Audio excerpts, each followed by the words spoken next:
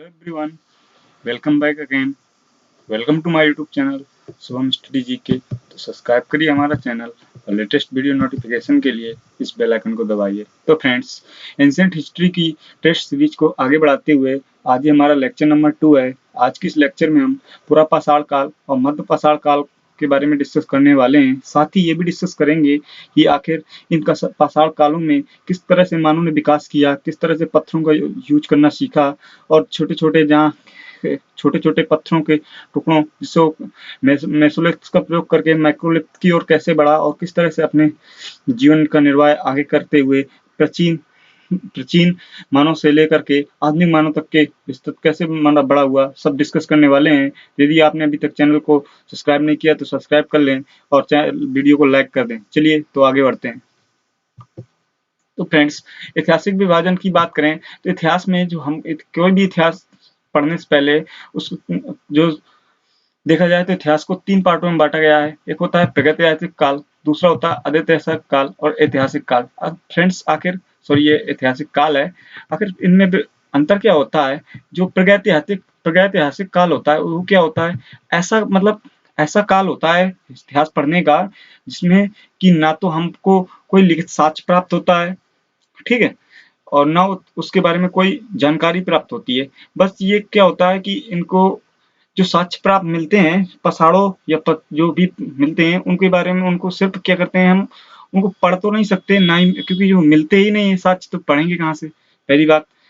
बस इनकी सिर्फ कल्पना की जा सकती है, काल्पनिक होते हैं प्रागैतिहासिक काल जो होता है, ठीक है फ्रेंड्स। और जो अद्वैतहासिक काल होता है इसमें क्या होता है फ्रेंड्स, इस ऐतिहासिक काल में होता क्या है कि साक्ष्य तो मिलते हैं लेकिन कि हम उनको क्या करते हैं, पढ़ नहीं सकते हैं।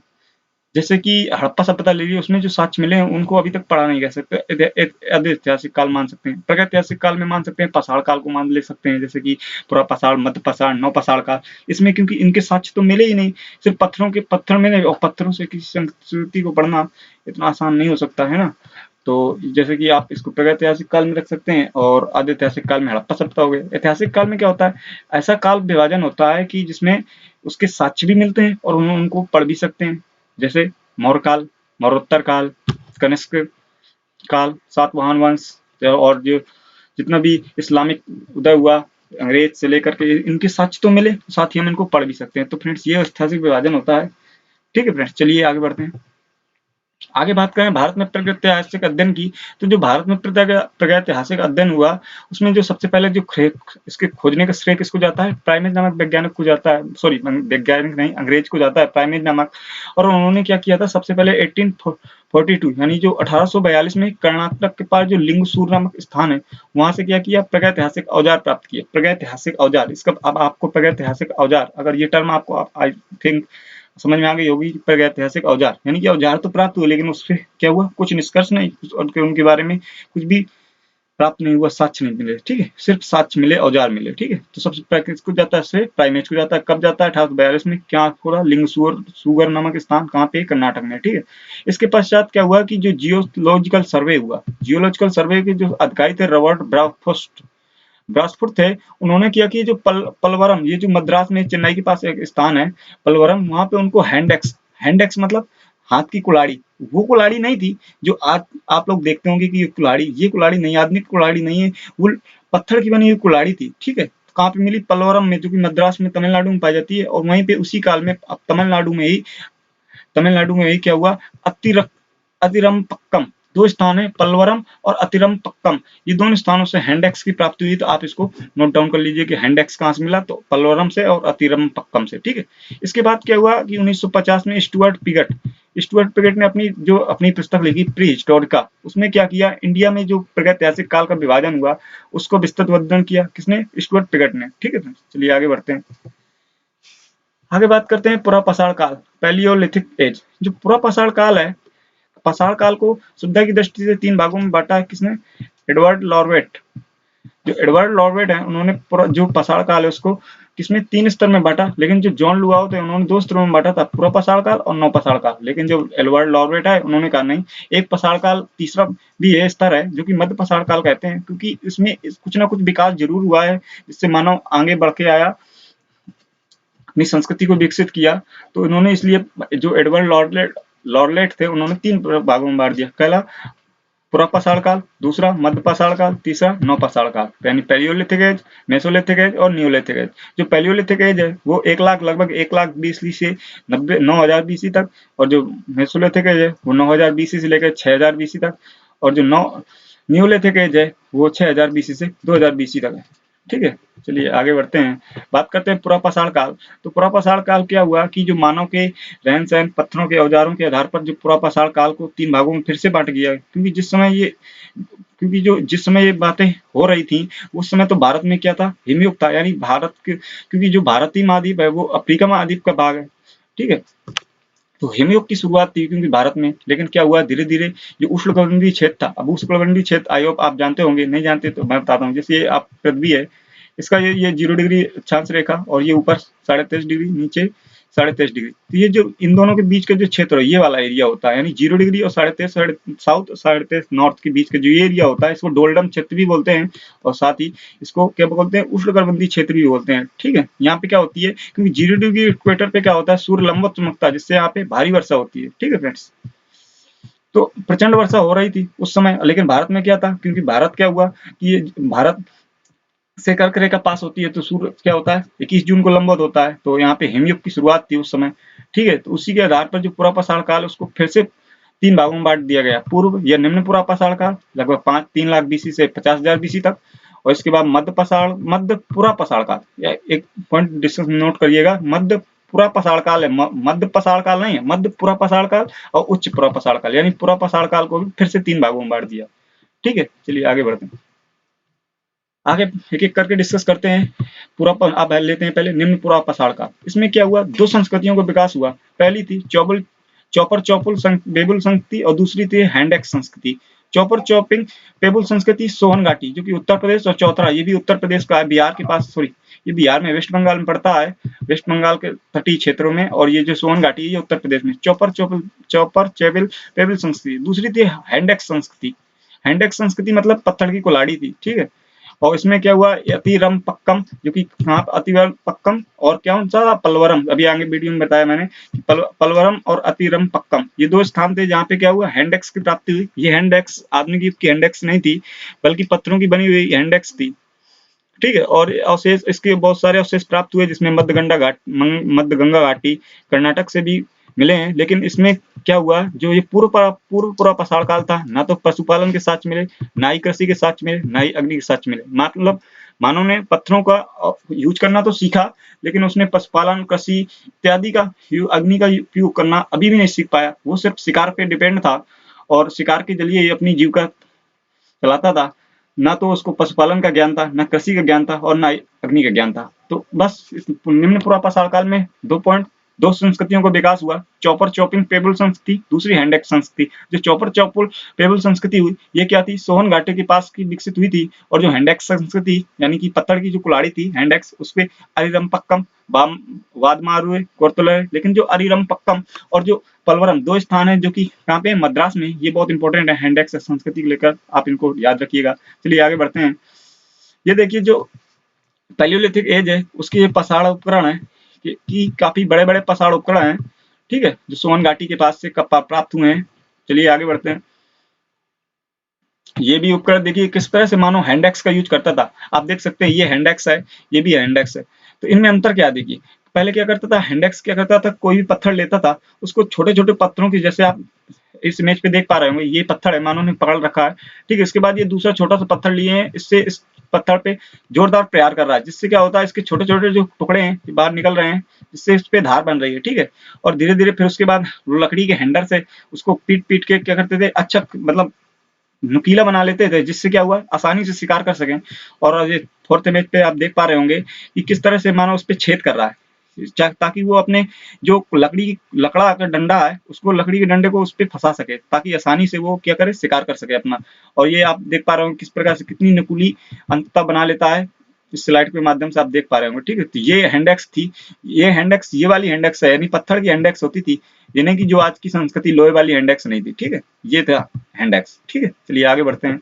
अब बात करते हैं मध्य पुरापाषाण काल। ठीक है, ये जो इस संस्कृति का जो विकास हुआ, तो तो महाराष्ट्र में एक जगह है नेवासा, ठीक है, जो एच डी संकालिया ने इसको क्या किया था, एक मध्यपुरा पाषाण कालीन स्थल घोषित कर दिया था। किसने? H D Sankalia. नाम इंपॉर्टेंट नहीं है, लेकिन आप ये स्थान जरूर इंपॉर्टेंट रखें, नेवासा से मध्यपुरा पाषाण की। इसमें क्या हुआ कि फलक उपकरणों की प्रधानता हो गई, ठीक है। बस यही इंपॉर्टेंट पॉइंट है इसमें कि जो फलक उपकरण है, क्योंकि जब मैं क्वेश्चन आंसर सेट लगवाऊंगा तो आपको ये बहुत याद रखना पड़ेगा कि कौन सी संस्कृति में किसका विकास हुआ। तो जो फलक उपकरणों की प्रधानता है, यही फलक उपकरण कैसे होते थे आगे आपको इमेज में दिखा, अभी में आएगी। मत बस इतना ही है कि मानव ने क्या किया, फलक उपकरणों का प्रयोग करना सीख लिया, और लेकिन वो अभी तक ना तो कृषि करता पा रहा था, ना ही पशुपालन, ना ही अन्य, यानी कि जैसा मानव था वैसा ही था। बस उसने क्या किया, अपने पाषाण उपकरण थे उन्हीं पे क्या किया, उन्हीं के दर प्रति दर क्या हुआ, विकास हुआ। धीरे धीरे उनको बड़े बड़े पत्थरों के औजारों से लेकर के छोटे छोटे पत्थरों के औजार बनाए और उन्हीं से अपने शिकार को आगे बढ़ाया। तो मध्यपुरा पाषाण काल में क्या हुआ, फलक उपकरणों की प्रचुरता हो गई, यानी प्रधानता हो गई, ठीक है। आगे ये देखिए फलक उपकरण आप देख पा रहे होंगे कि जो इमेज थी निम्नपुरा पाषाण काल में, उससे क्या हुआ, ये थोड़े धारदार नुकीले औजार थे, धीरे धारदार पत्थर थे, ठीक है फ्रेंड्स। तो ये देखिए ये सारे फलक उपकरण हैं। बहुत ही भारी मात्रा में क्या हुआ, फलक उपकरणों का नेवासा से प्राप्ति हुई है, जो महाराष्ट्र में है, ठीक है। और ये फलक उपकरण है, ठीक है, आप इमेज अच्छे से देख पा रहे होंगे। चलिए आगे बढ़ते हैं, अब बात करते हैं उच्चपुरा पाषाण काल की। ये फलक उपकरण भी है। ये इनसे क्या करते थे, हैंड एक्स बनाई जाती थी, इनको पीट पीट के, और एक देखिए कितने नुकीले नुकीले पत्थर के टुकड़े पड़े हुए हैं। ये सारे मध्यपुरा पाषाण काल के औजार हैं। चलिए बात करते हैं आगे उच्चपुरा पाषाण काल के। इसमें क्या हुआ कि फलक उपकरणों की इसमें भी प्रधानता रही, लेकिन ये फलक उपकरण थे और ब्लेडदार, बिल्कुल ब्लेड की तरह तीव्र हो गए, और इनको क्या किया गया, जैस्पर, फ्लिंट इत्यादि की प्रधानता हो गई। चार्ट, इससे क्या हुआ, उपकरणों से क्या हुआ, चार्ट बने, जैस्पर बने, फ्लिंट बने, इत्यादि की प्रधानता हो गई। लेकिन क्या हुआ, इस जो उच्चपुरा पाषाण काल था, इसमें क्या हुआ, अस्थि और सींगों के औजार बनाए गए, यानी कि जो जानवरों को शिकार करते थे मानव, उन्हीं से उन्होंने क्या किया, धारदार औजार बनाए। ऐसे बहुत सारे उदाहरण मिलते हैं, सोन घाटी, बेलन घाटी, जो कि उत्तर प्रदेश में है, सिंह भूमि झारखंड, भीमबेटका की गुफाएं, ये बहुत इंपॉर्टेंट है। आगे जब हम बात करेंगे मध्य पाषाण काल की, तो उसमें भीमबेटका गुफाओं पर निर्मित चित्र बहुत इंपॉर्टेंट है। भीमबेटका महाराष्ट्र में पड़ती है जगह, इनाम गांव, बागावर मध्य प्रदेश का, और इनाम गांव ये भी महाराष्ट्र में एक जगह है। पटने बदने में, ये भी महाराष्ट्र के, ठीक है। और इसके बाद रेनी गुप्ता, बेमुला, कुरनूल गुफा आंध्र प्रदेश में है, ये भी बहुत इंपॉर्टेंट है। इस पे आप चाहे तो स्टार बना सकते हैं। इसके बाद विस्सी, बूढ़ा पुष्कर, राजस्थान। तो मेन इंपॉर्टेंट स्थल कौन कौन से हैं उच्चपुरा पाषाण के? पहला सोन घाटी, आप इसको जरूर याद रखिएगा। दूसरा भीमबेटका गुफा, महाराष्ट्र। दूसरी बात इनाम गांव, ये भी महाराष्ट्र।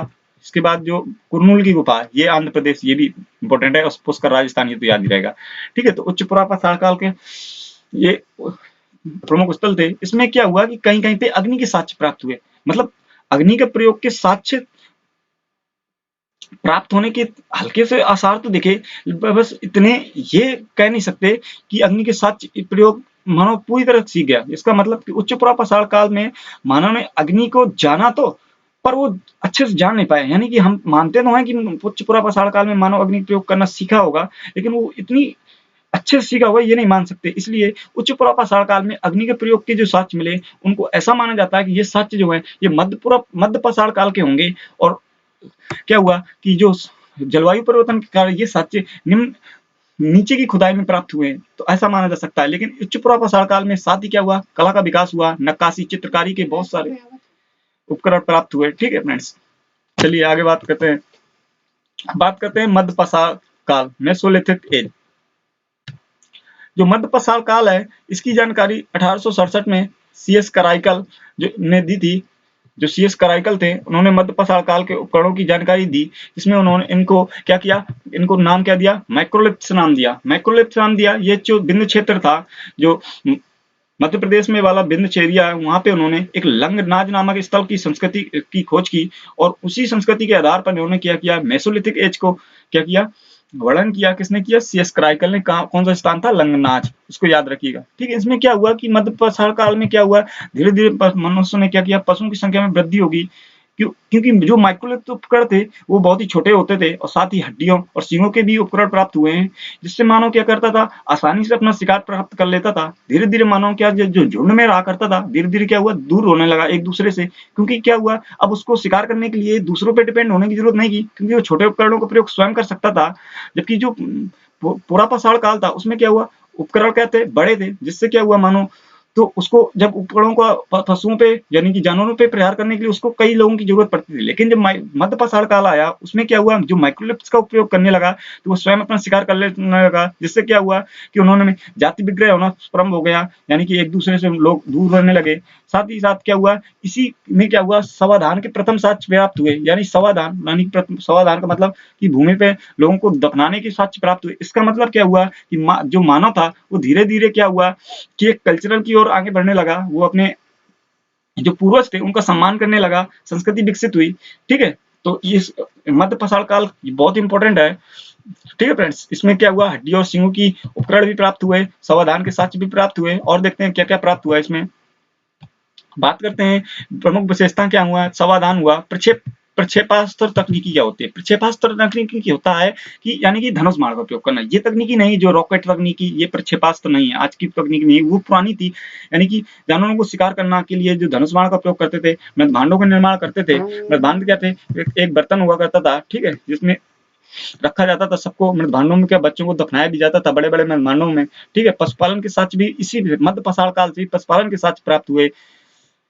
युग्म समाधान के भी साक्ष्य मिलते हैं। युग्म समाधान क्या होता है, यानी कि दो एक ही कब्र में दो लोगों को दफनाए जाने के साक्ष्य, ये कहां से प्राप्त हुए हैं, यूपी के जो महादाय से प्राप्त हुए, यूपी महादाय प्रांत है वहीं पे प्राप्त हुए। माइक्रोलिप्स के कारण क्या हुआ, छोटे छोटे जानवरों को निस्सार करना संभव हो गया, और क्या हुआ, धनुष बाण यानी मैंने बताया प्रक्षेप तकनीकी का विकास हुआ, वही लिखा है स्लाइड में। पशुपालन की शुरुआत हुई, यानी कि एमपी के जो आदमगढ़, राजस्थान के बागौर से पशुपालन के साक्ष्य मिले। कहां से, पशुपालन के हिसाब से बागौर जिला और आदमगढ़ मध्य प्रदेश। ठीक है, दो साथ हुए। इसके बाद चौपानी मांडो से माइक्रोलिप्स के साथ मृदभांडों के भी साक्ष्य मिले। अभी आगे मृदभांड बताएंगे क्या होते हैं मृदभांड। मृदभांड होते थे बर्तन, ये होते थे एक तरह के, ठीक है, जिसमें सबको रखा जाता। तो क्या हुआ, धीरे धीरे जब मानव ने ऐसा विकास किया, वो क्या हुआ, अपने पूर्वजों के प्रति क्या हुआ, निष्ठावान हो गया, उनकी सम्मान करने लगा, और जो क्या था, पारलौकिक जीवन पे विश्वास करने लगा। यानी कि वो मानता था कि मनुष्य जब इस जन्म से अगले जन्म में जाएगा तो उसको इन सारी चीजों की जरूरत पड़ेगी। तो उसने क्या किया, और बहुत सारे गर्त चूल्हों की भी प्राप्ति हुई। कहां से हुए, सराय से और महादाया जो उत्तर प्रदेश, सराय नाहरराय से भी गर्त चूल्हे क्या होते थे, यानी कि भूमि के अंदर चूल्हे, गर्त चूल्हे कहलाते थे। ठीक है, मानव संघर्ष के का साक्ष्य भी है, यानी कि जो मानव संघर्ष, यानी कि मानव, मैंने अभी बताया, क्योंकि जब माइक्रोलिप्स का उपयोग करना चालू किया मानव ने, उसको क्या हुआ, एक दूसरे की जरूरत नहीं पड़ी, तो धीरे धीरे उन्हें संघर्ष प्रारंभ हुआ कि इस जानवर का शिकार हम करेंगे। ऐसे में क्या हुआ, मानव संघर्ष प्राप्त हुआ। इसके साक्ष्य कहां से हुए, सराय या नाहरराय से प्राप्त हुए। राजस्थान की जो सामर झील है वहां से पौधरोपण के साक्ष्य मिले। पौधरोपण यानी पहली बार किस पौध का रोपण किया गया, ये साक्ष्य कहां से मिले, ये राजस्थान की जो सामर झील है वहां प्राप्त हुए। और जो मानव अंत्येष्टि क्या होती है, यानी कि मानव ने कहां पे चित्रों का निर्माण किया, कैसे उसने क्या किया, उसके साक्ष्य जो मिले भीमबेटका की गुफाओं से मिले, महाराष्ट्र की भीमबेटका की गुफाओं से मिले। आगे आपको इमेज दिखाऊंगा कैसे कैसी साक्ष्य थे भीमबेटका की। और साथ ही लोकोत्तर जीवन में विश्वास, मैंने अभी आप बताया, कब्रों में मानव के साक्ष्य प्राप्त हुए, जिससे क्या हुआ, उन्होंने अपने क्या किया, बुजुर्गों का आदर सम्मान प्राप्त कर दिया। साथ ही साथ मानव क्या हुआ, अग्नि से पूर्ण प्रयोग से अवगत हो गया, यानी कि अग्नि के प्रयोग से, यानी कि अब अगर हम माने कि अग्नि का प्रयोग कब मानव ने करना सीखा, तो ये मध्य पाषाण काल में सीखा। उच्च पुरापाषाण काल में हल्के फुल्के साक्ष्य मिले, लेकिन उससे ये क्लियर नहीं हो पा रहा था कि ये साक्ष्य उच्च पुरापाषाण के काल के ही हैं कि ये मध्य पाषाण काल के हैं। लेकिन जो मध्य पाषाण काल के उपकरणों से और जो वहां की संस्कृति से जो देखने को मिलता है, उससे साफ साफ मालूम पड़ता है कि जो अग्नि का प्रयोग के साक्ष्य हैं वो मध्य पाषाण काल के ही हैं, ना कि उच्च पुरापाषाण काल के। अगर क्वेश्चन एग्जाम में पूछा जाएगा कि अग्नि के प्रयोग से मानव कब अवगत हुआ, तो मध्य पाषाण काल ही राइट आंसर होगा। साथ ही परिवार की संकल्पना बढ़ गई, लोग क्या हुए, झुंडों में रहने की जगह अलग अलग रहने लगे। महिलाओं को क्या हुआ, महिलाओं को क्या स्थिति अच्छी हो गई, यानी कि अब क्या हुआ, विभाजन होने लगा, काम का विभाजन कर लिया गया, बुजुर्गों और महिलाओं का आदर सम्मान होने लगा। साथ ही उनको महिलाएं और बुजुर्ग क्या करते थे, घर पे रहते थे। ठीक है, घर तो नहीं कह सकते, लेकिन क्योंकि जंगल, उन्होंने घर तो बनाए नहीं थे, तो जंगल में ही रहते थे, जो कुटी जो भी बना के रहते थे। और जो युवा व्यक्ति थे वो क्या करते थे, शिकार पे जाते थे। इस पर क्या हुआ, धीरे धीरे सामाजिक विभाजन प्रारंभ हो गया। कारण क्या था, माइक्रोलिप्स का उपयोग था, क्योंकि माइक्रोलिप्स के उपयोग के कारण मानव क्या हुआ, अलग अलग बढ़ गया। जिससे क्या हुआ, उसको दूसरों की जो जरूरत नहीं पड़ रही थी, इसलिए उसने क्या किया, अलग अलग विभाजित हो गया। तो ये बहुत ही इंपॉर्टेंट विशेषताएं हैं। पर यूपीएससी में एग्जाम में पूछा गया था कि मध्य पाषाण काल के संदर्भ विभाजन पर टिप्पणी कीजिए। ये मेंस में क्वेश्चन आया था। तो यही सारी विशेषताएं थी कि किस तरह से मानव ने क्या किया, अपना विकास किया, माइक्रोलिप्स का उपयोग किया, जिससे धीरे धीरे उसमें क्या हुआ, विभाजन प्रारंभ, सामाजिक विभाजन प्रारंभ हुआ, महिलाओं की स्थिति सुधरी, उनको घर पे रहना रहा, सौंदर्यप्रबोध का प्रकाश हुआ, भीमबेटका की गुफाओं से बहुत सारे मानवीय चित्र प्राप्त हुए, किस तरह से मानव शिकार करता था, ये सारे सारे हैं। अभी आप इमेज पे देखेंगे, गर्द चूलों का विकास हुआ, मानव में धीरे धीरे संघर्ष प्रारंभ हुआ, जिसके साथ सराय नार से प्राप्त हुए। और क्या हुआ, परलौकिक जीवन पे विश्वास मानव में बढ़ गया, क्योंकि कब्रों में प्राप्त हुई वस्तुएं, अनेक वस्तुएं मिलती थी कब्रों से, कभी कभी बकरी और बहुत सारे उपकरण रख दिए जाते थे, क्योंकि लोगों का ऐसा मानना था कि जब ये पूर्वज हमारे मर जाएंगे, जब ये दूसरे दूसरे दूसरे जन्म में पाएंगे, तो उनको इन चीजों की जरूरत पड़ सकती है। क्योंकि अभी इस तरह से अब हम ये देखने को मिलता है कि जो मध्य पाषाण युग है, ये एक तरह से देखा जाए तो जो ऐतिहासिक संस्कृति मानव के विकास की, उसके लिए बहुत ही आधारशिला थी, जिसको लॉरलेट ने सही विभाजन किया था। ठीक है, तो ये स्पष्ट होता है इससे। चलिए आगे बढ़ते हैं। ये देखिए उपकरण माइक्रोलिप्स से, ये आप इनकी तुलना उन उपकरणों से कर सकते हैं, क्योंकि ये उपकरण बहुत ही छोटे थे, जिनको आसानी से एक व्यक्ति चलाया जा सकता था। लेकिन जो बुरा पाषाण काल के उपकरण थे, वो भारी उपकरण थे, जिसको चलाने के लिए बहुत सारे लोगों की जरूरत पड़ सकती थी, जिससे क्या था, लोग एकजुट होकर रहते थे। लेकिन जो मध्य पाषाण काल हुआ, उसमें क्या हुआ, औजारों को चलाने के लिए, शिकार करने के लिए, पशुपालन के लिए मनुष्य को क्या हुआ, ज्यादा लोगों की आवश्यकता नहीं पड़ी। वह स्वयं क्या करता था, पशुपालन कर सकता था। कुछ जानवरों को उन्होंने क्या किया, पालतू बनाया और उनसे पशुपालन, दूध बहुत कुछ प्राप्त किया। धीरे धीरे क्या हुआ, अग्नि के प्रयोग से वो क्या हुआ था, परिचित हो गया था मध्य पाषाण काल की। साथ ही उसमें बहुत सारी, देखिए आपको इमेज नजर आ रही होंगी, ये भीमबेटका की गुफाओं से प्राप्त कुछ साक्ष्य हैं, जिसमें आप देख पा रहे होंगे कि किस तरह से मानव शिकार कर रहा है। उसी की इमेजेस हैं जो भीमबेटका की गुफाओं से प्राप्त हुई हैं।